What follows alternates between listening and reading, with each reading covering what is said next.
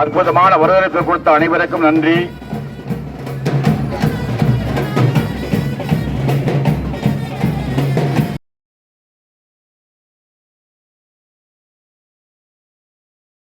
இன்னைக்கு இந்தியா முழுவதும் மற்ற மாநிலங்கள் பின்பற்றக்கூடிய அற்புதமான திட்டங்களை வகுத்துக் கொண்டிருக்கின்ற அதாவது இங்க இருக்கிற தாய்மார்கள் சொல்லுங்க, மனசாட்சிப்படி தேர்தல் வருது நான் கேட்கிறேன்.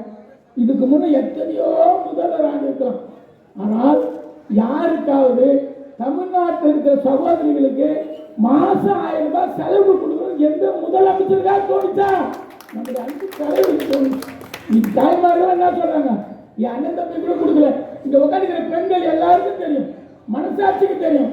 கல்யாணம் ஆனா எவனாவது அவனுடைய சகோதரிகளுக்கு 1000 ரூபாய் கொடுக்கணும்? யாரும் கொடுக்கல. கொடுக்கலாம், அதான் ஒரு 10% கொடுப்பான். 110 பேர் கொண்டாடிக்கு தெரியாத அக்கா தங்கச்சிக்கு 1000 ரூபாய் கொடுப்பான கேட்டி எந்த அண்ணன் தம்பியா அக்கா தங்கச்சிக்கு மாசம் 1000 ரூபாய் கட்டிதான் கொடுக்கல. அது ஒரு மாசம் கொடுப்பான், ஒரு மாசம் கொடுக்க மாட்டான். இந்த மாதிரி தான் செஞ்சுக்கிறான். ஆனால் அன்பு சகோதரர், அதாவது உங்கள் எல்லாருக்கும் சகோதரக்கூடிய நம்முடைய தமிழக முதல்வர் மாசம் 1000 ரூபாய் உரிமை தொகை கொடுக்கிறார். ஃப்ரீயா கொடுக்கல, இந்த உரிமை அது. இந்த நாட்டுடைய பெண்கள் நீங்க ஒரு உரிமையும் கொடுக்குறாரு. அற்புதமான திட்டம். அதே மாதிரி